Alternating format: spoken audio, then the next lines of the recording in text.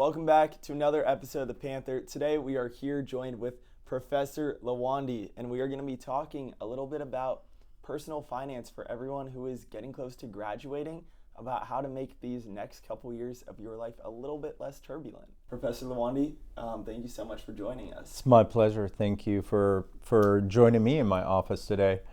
It's usually lonely on Friday mornings.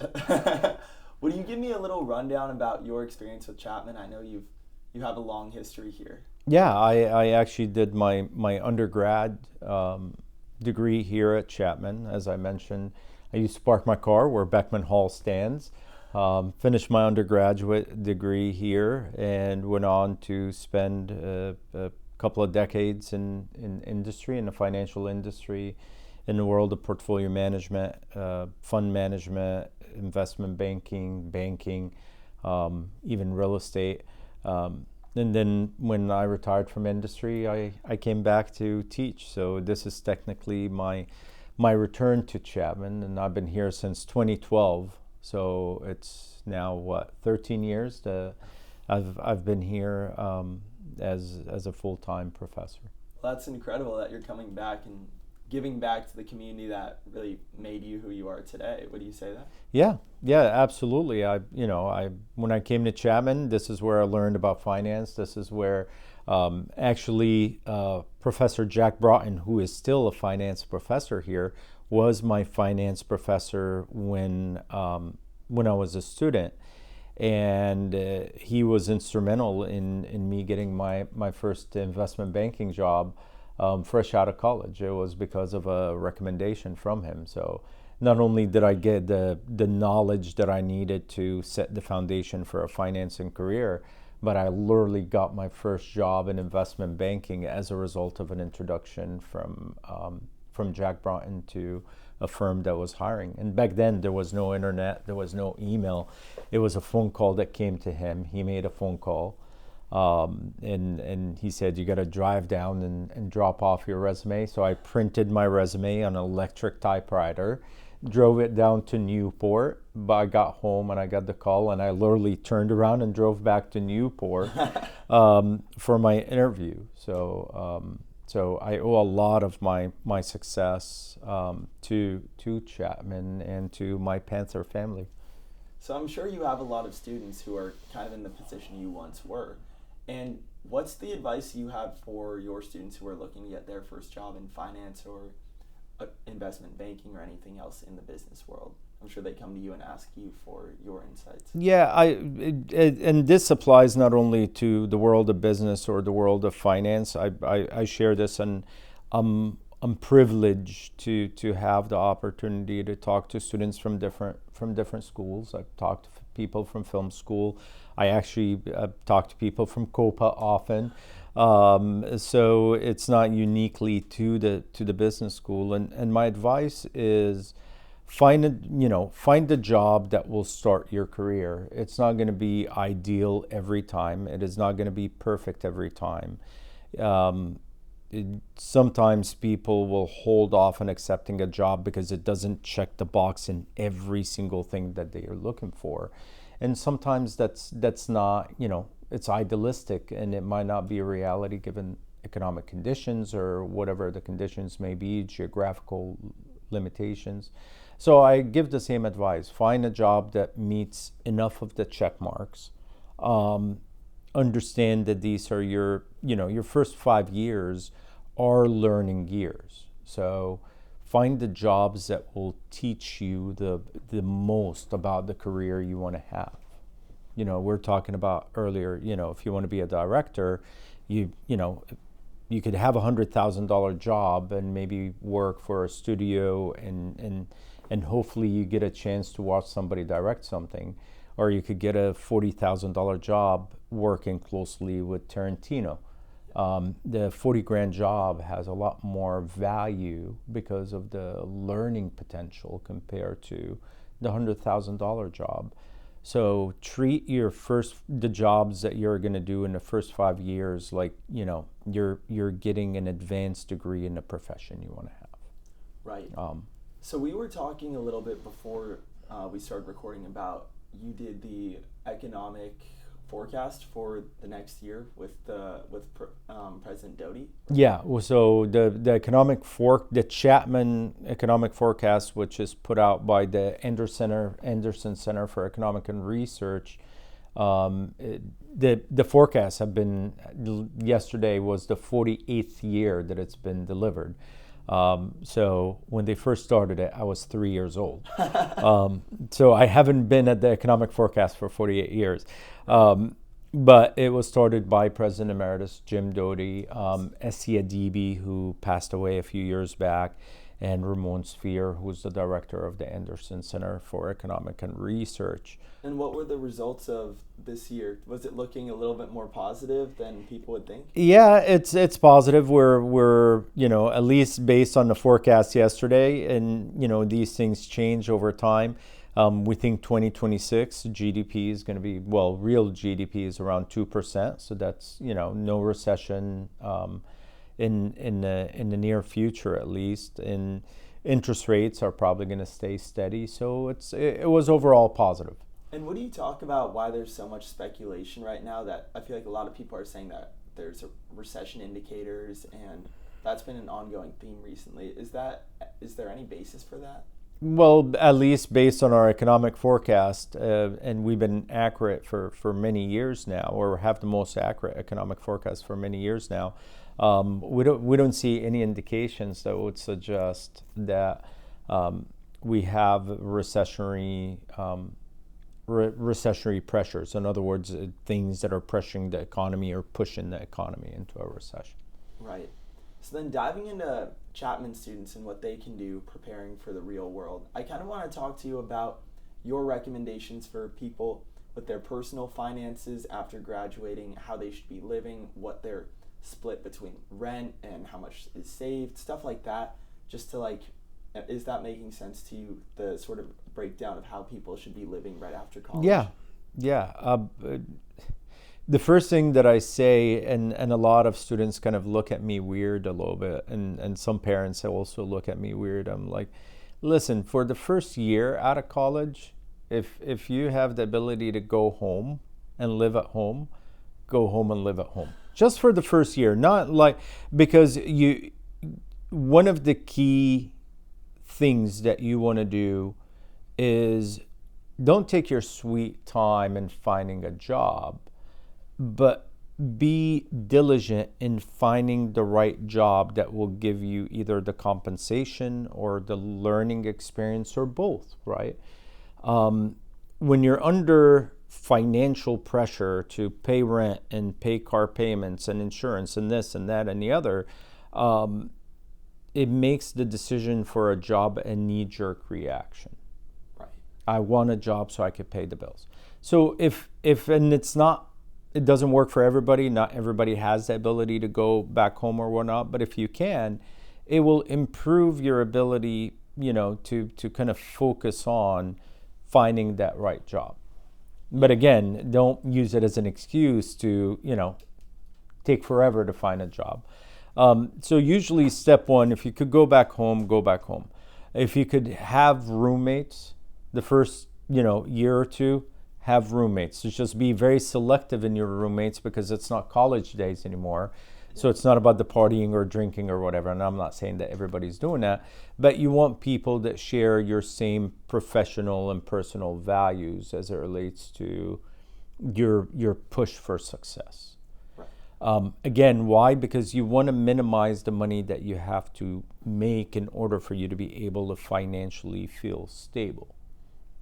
Now, as your career progresses and whatnot, then of course you could stop having roommates and find a place of your own and perhaps even buy a starter home once you're not need the geographical flexibility. Because I also recommend early in your career always have geographical flexibility.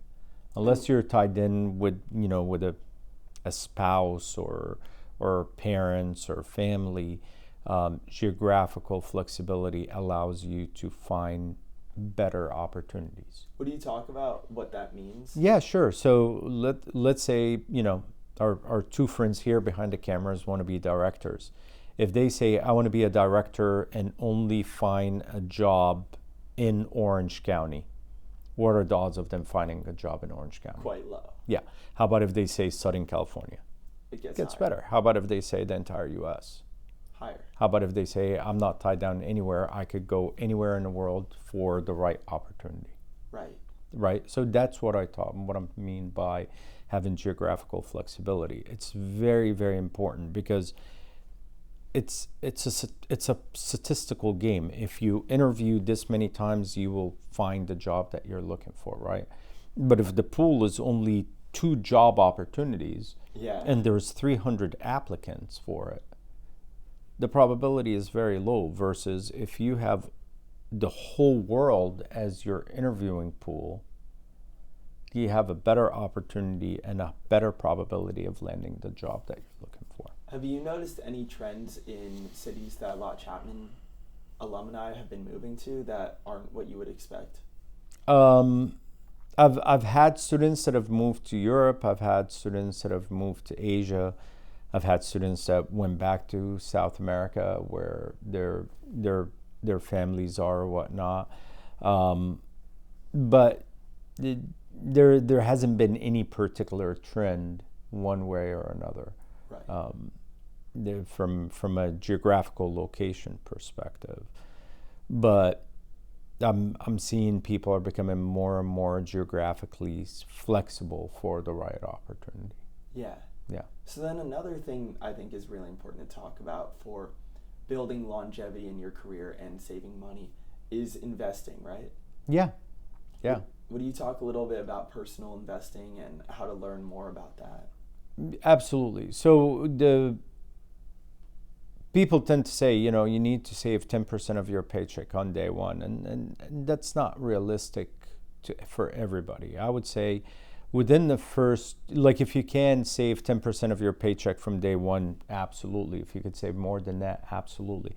But realistically, within a couple of years of being in your career, once you kind of get your feet under you financially, being developing the habit of saving money on a regular basis, monthly, that this percentage of my paycheck is going to go towards my retirement, goes towards my emergency fund, goes towards my my next car or whatever it may be, has to be a priority. Right. Because you could either be in this kind of like hamster wheel for the next 50, 60 years of your life, trying to kind of just always pay the bills, to putting yourself in a position that you're able to retire early and be able to enjoy your life. One of the biggest problems that I see today, and don't get me wrong, I'm a career person. I believe that everybody should have a successful career, whatever that career may be. It doesn't have to be through the traditional route of going to college and getting a corporate job or whatnot. Is that people overall tend to work and have a career for the sake of working and having a career. We lose sight of the fact that a job or a career is to make enough money to finance the lifestyle that you're looking for. Right? It's just a way of paying for the life that you want to have. Work and career is not your life. Right. And you were able to retire very early. Well, yeah, and my circumstances were kind of different from a professional success perspective. But I wanted to spend as much time with my son as possible. So when he was born, that was a big factor in my decision to retire from industry.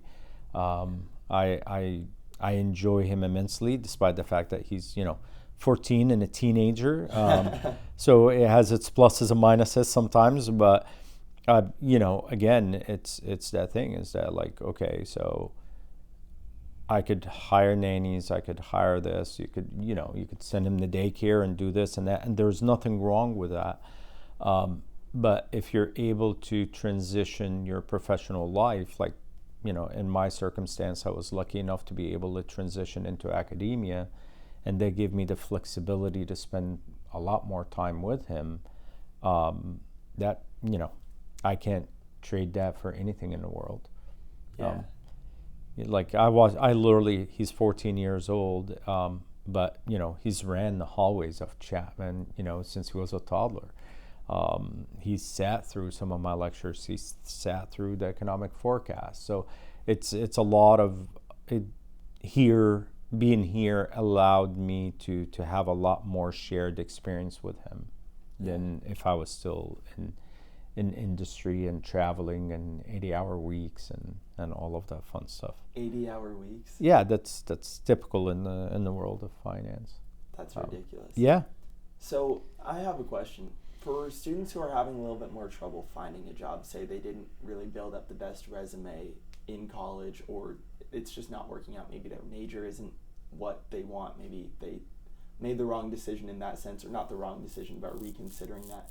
Do you have any advice on, did you go to grad school? Do you recommend grad school? Or do you have suggestions that you've noticed a lot of other students have pivoted in their careers? I know that a lot of students have considered switching over to real estate.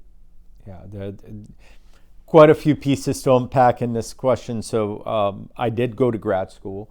I went to grad school because I was seeking knowledge, not the degree. I went to grad school about 7 years or so. Don't hold me to that, but somewhere around that time after doing my undergraduate.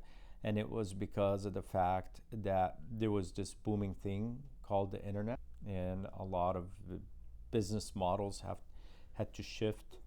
And thankfully, I was in the forefront of watching these business models shifting, and I wanted to make sure that I had as much knowledge as possible to kind of be on the forefront of where the marketplace was going. So I went back to grad school to gain the knowledge, then to get a degree, if you will. But going back to your question as it relates to what do you do if you didn't get the right internships, or you didn't pursue the right internships, or did the right thing or picked the right degree or whatnot. There's two pieces to that. The first piece, it's the screen. The first part is, well, if you didn't get the right internship or whatnot, then it becomes a numbers game. Apply. Some of my finance students, when they didn't, pursue internships because they were playing sports, or because they had other commitments, or they were part of a fraternity or sorority or whatever it may be, they wanted to experience college, wanted to be summers. I have students that had to travel back to see their parents during the summer because they're international students. There's a lot of reasons behind that. In that situation, it becomes a numbers game. So like my rule for my finance students is that if you don't have a job and you miss the recruiting cycle, because in finance there is a recruiting cycle, you apply in July, August, you get your offer for October to start in July. And this is a broad description, but it's close enough to what a recruiting cycle would look like. So if you missed the recruiting cycle, you didn't do any internships or whatnot, then it becomes a numbers game. You need 50 applications, submit 50 jobs a week until you land 3 interviews. You're going to do 3 interviews, you'll most likely get 1 offer. Yeah. So it's just about applying. So it's about the discipline of sitting down literally every single day and making sure you hit those 50 applications a week until you get it. Now, I don't believe that you could get a wrong degree. I believe that degree is just a reflection of the knowledge that you acquired. Now, you could get a degree that is not conducive to a job opportunity. Yeah. Right? Or the type of job that you want to make money in, or the type of money that you want to make. And it happens. And in that situation, it's a matter of considering graduate school. That's kind of the easiest way to pivot from one potential industry to the other. But the goal is that like when the transition is being made to graduate school, to kind of for the student to make themselves more marketable, because they think that their degree is not something that makes them marketable in the current economy, they have to spend some time in understanding, okay, what is that degree that I want? Yeah. Right. And how would you say students should go about finding what that is? Do you think they should jump right into it, or do you think they should take a couple years? No, like if it's a career transition situation, then if it's a career transition situation, then definitely the sooner the better. Yeah. Because you don't want a big gap in your between your undergrad and your graduate, where you're doing a job that is not going to get you anywhere. I see. Right. Like because remember, if you're getting the graduate degrees because your degree doesn't get you the job or the type of money that you want to make. Right. So making the window of time between graduating and getting the job you want with the income you want it as short as possible. So waiting a couple of years is different. Now, if you're in film and you want to get an advanced degree in, let's say, animation, then yeah, a couple of years of work experience is a good idea. But if you're using a graduate degree to pivot your career into something completely different, then you want to do that as soon as possible. Right. And some people do double degrees. I've had students out of the film school with a degree, like minors in business. I've had quite a few from COPA. Yeah. That got degrees from here. I have people that went to COPA and here for undergrad. Then they did their masters here, and now they're in finance. But they still indulge themselves in the world of dance. Yeah. Professionally. So one doesn't preclude the other, and just because you're pivoting for a professional career doesn't mean that you have to surrender what you're passionate about. Your passion should not be tied to your professional life. It's nice if you have it, right? Right. If I love doing something and I could make money off of it, that's great. But if I love something but I could make better money off of something else that I could be very good at, there's nothing wrong with doing that, because remember, a career is there to finance what you're passionate about, right? So make the money and make a lot of money here, and then indulge yourself in, produce your own, instead of, waiting for the director job, get a job that gives you a lot of money and then go out and direct and produce your own movie. Yeah. You know what I mean? So in that situation, and I know I'm oversimplifying it, but the reality of the matter is that you could have independent films. You could do all kind of stuff. And again, I understand it's an oversimplification, but sometimes we create our own speed bumps. Yeah. By pretending that there's speed bumps there that are not really as big as we think they are, or sometimes they're not even there. We just think that they're there. For sure. Yeah. So I have a question. Hold on, I'm sorry, really quick. Could I just use the bathroom? Yeah, go for it. Thank you, sir. Can I slip out here? Yes, I Yeah. can. I Just- apologize for your door. No, you're fine. Could you scooch a tad? Yeah.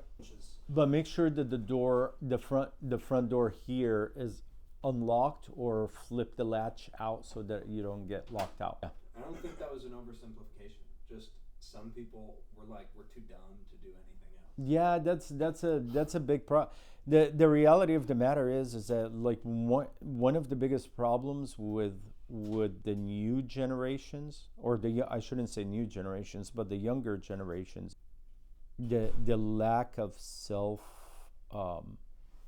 self-value. Like, they don't, I think that's the wrong term to use. The inability to identify their own value. It's measured against an artificial measuring stick that is being created by whatever their algorithm is telling them that they should be measuring themselves off of. Yeah. I tell people all the time that the only person that you should measure yourself against is you the day before. As long as you're better today than you were yesterday by just a tad, you're in the right direction. 1% better every day. That's not even 1%. Mm-hmm. If you make the transition so your measuring stick should only be you. Measure yourself against you. And if you are today even more knowledgeable about one thing than you were the day before, you're a better person today. Yeah. If the next day you've learned just one more thing, you're a better person the next day. We tend to measure ourselves against, somebody else. Why do you think, and nothing against the Kardashians, it's not them, it's actually the society that is around them. Why do you think the Kardashians are billionaires? No. It's because you have millions and millions of people that are benchmarking themselves, benchmarking their makeup, their clothes, their lifestyle, their everything against what the Kardashians are doing. That's interesting. It's a benchmark. Today, you could be a billionaire by becoming the benchmark. Yeah. And we came up with a very, very fancy term for benchmark: influencer. Right? What is an influencer? Someone you aspire to be. Yeah, it's someone that you're choosing to benchmark yourself against. That's so interesting. But why would you benchmark yourself against somebody else when you could benchmark yourself against yourself? Yeah. Am I better today than I was yesterday? And some days you will, and some days you won't. And there's nothing wrong with that. We're entitled to have bad days. People think a lot of and again, I don't want it to sound like I don't want it to sound like an oversimplification, but some of the biggest challenges that the younger generations have, and I've had this conversation so many times in this office on these chairs, that's why I'm able to say this, is that people think is what they see on social media is the entire life of that influencer or the person that they regularly watch, monitor, inspire to be like or whatnot. Nobody takes a video of their fucked up day, quote unquote, and put it on Instagram or TikTok or YouTube Shorts saying, here's how my day went. Right? It's 3 hours worth of makeup and hair and whatever before you do a 30-second video. Right? You didn't see all the spots in the morning and the pre-exfoliation and the whatever, right? Yeah. And, check out my car. And it turns out that, the car is leased and, they're behind 9 payments on it. And the very next hour, the car is being impounded because they didn't make the payment on it, right? So the reality of the matter is there is no such thing as a perfect life. And the only reason we appreciate the good times and the great times is because there's also the really, really bad times. Right. And it's okay to have the bad times. It's okay to get through it. It's okay to be sad. It's okay to cry. It's okay to be angry. For some reason, we've discounted a lot of these emotions for that everybody should have a smile on their face. Everybody should be dancing the new TikTok dance and whatnot. And I know that it's not everybody, but the reality of the matter is that it's having a negative impact overall on people. Right. But I might be wrong. I'm more often wrong than right anyway. So, So I have one last question for yeah. you. AI is changing everything, right? With the job market, with the future of really everything. Yeah. I was wondering what your insights are for students. Should they be worried? Are there industries that you think will be more or less affected? Or do you think AI isn't really a threat? Or how would you recommend students utilize AI and get in front of it rather than be eliminated by it, per se? Well, AI is a new technology, relatively speaking. It's demonstrated its ability to improve productivity, right? But at the end of the day, there's a certain level of complexity in the way we think about things and do things that, at least as of right now, AI is not going to replace. So if you're looking to be a bookkeeper, right, for ease of explanation from an accounting perspective, odds are there's a good chance your job is going to be replaced. Right. But where the market is heading is where the individual is able to be more productive in the work that they do. So it's improving productivity. A case in point, if I was thinking about a research idea, right?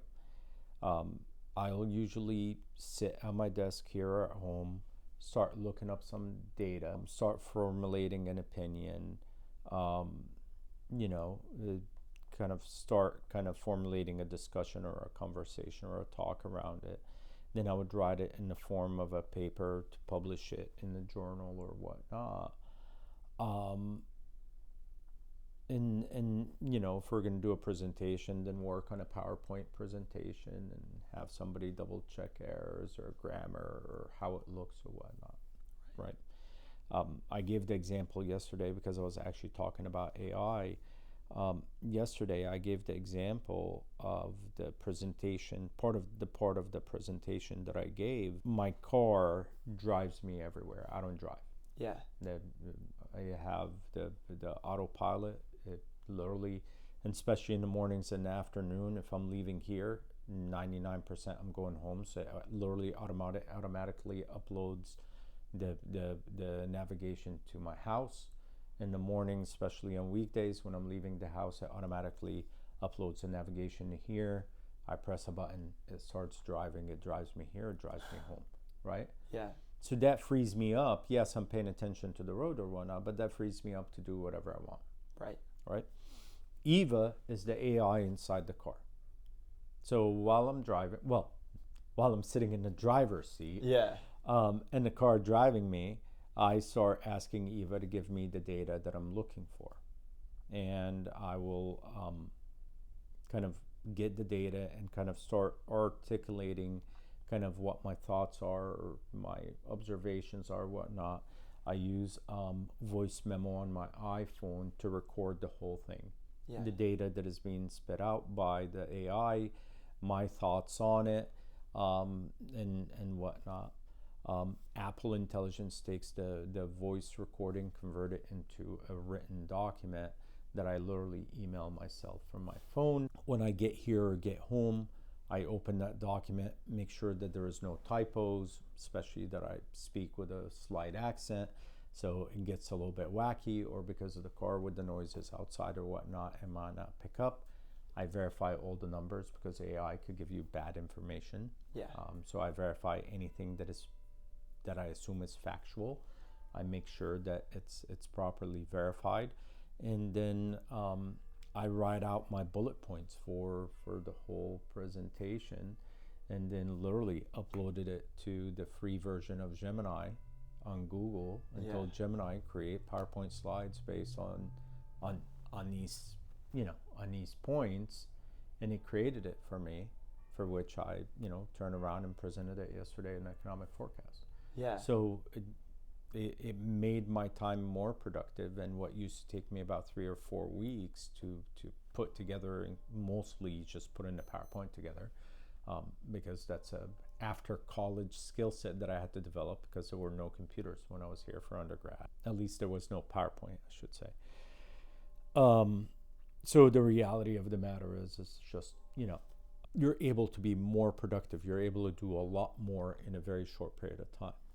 Now, having said that, there are certain jobs that are going to be replaced. So it's a matter of figuring out how can you be, as productive as you can, given the economy. Given the economy that you're going into, not the economy that you're in today. But if you think about it, for the longest time ever, economies have shifted, but we're still finding jobs to do. If you go back pre-taming horses, right? We had to farm the land with our hand. If you go back, right? So the capital was us as humans. Then we were able to tame horses and large animals, and they became, our replacement, and we're able to cultivate much bigger fields and whatnot by using, invented equipment and large animals that are able to drag these things all over the place, right? and then the horses were replaced by the steam engine, Yeah. right? And the steam engine, that's why a lot of people, well, I would hope a lot of people like don't recognize the fact that the reason that there is horsepower. You're familiar with horsepower? Yeah, like of you say, course. this machine has this engine or motor Has like has 400 that, horsepower. or a car has a horsepower. It was a marketing gimmick, Yeah. because how would you get somebody that has that to adopt this new invention of steam engines? And the best way to market it is that if you buy this, It counts as it this. would replace 5 horses or replace 10 horses. Yeah. So it will save you so much money to have this because it's replacing so many horses, and that's what you have today as horsepower. That continues to this day. Right. That's the genesis of it. And then the steam engines, replace the horse. Then the assembly lines replace kind of the labor there. Yeah. And then you have computers that replaced, the basic repetitive activities that we would do that require some complex thinking. And now you have AI able to do certain level of complex thinking, quote unquote. So over generations and generations, you've had that kind of shift in society and in economies. But it's always been to improve productivity. So I think for the most part, while we end up seeing that certain jobs are going to be eliminated or going to be gone, you're going to see some shift in society and the economy as a result of AI. It's all about how we adapt to it. Then, oh my God, it's going to eliminate all of our jobs. Right. So it's just understanding where that technology is going and being kind of ahead of the curve in what you want to do. For sure. Yeah.